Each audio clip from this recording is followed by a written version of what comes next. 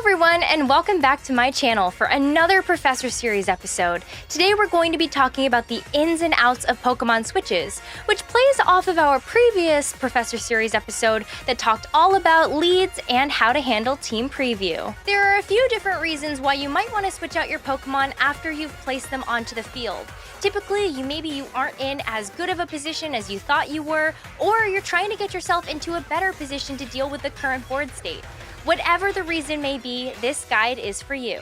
When considering if you can switch in a Pokemon, make sure it actively improves your board state. Whether it's used to cycle through Intimidates in order to reduce damage on the field, a defensive swap to take an incoming move, or other scenarios like swapping in a Dark-type Pokemon to take on a Prankster status move.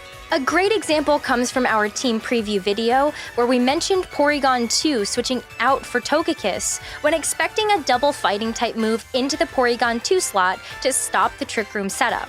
This is a good swap because you know that it's not likely to get punished due to your opponent having to respect the huge risk of Trick Room. A good swap doesn't necessarily involve swapping a Pokemon into an attack. An example of a beneficial swap to block something such as a status move would be Metagross with the Clear Body ability swapping into an Incineroar Parting Shot, completely preventing the stat drop and Incineroar from swapping out. This can put you in a really strong position, as they won't have their Incineroar in the back available to cycle Intimidates and Fake Outs.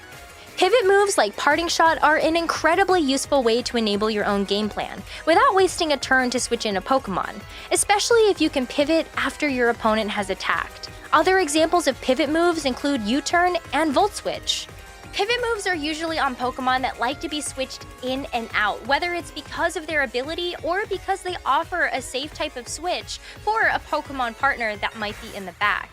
Incineroar and Landorus Therian are both Intimidate users that like to utilize Intimidate to reduce the attack of opposing physical attackers. With both U-Turn and Parting Shot, they can cycle through those Intimidates and benefit your overall board state. The utility of pivot moves such as U-Turn, Volt Switch, and Parting Shot is that you're able to pivot potentially after an opposing Pokemon has moved, allowing you to get in an otherwise vulnerable offensive threat onto the field. You can also use the damaging pivot move as a way to proc your own weakness policy and get a more helpful partner onto the field.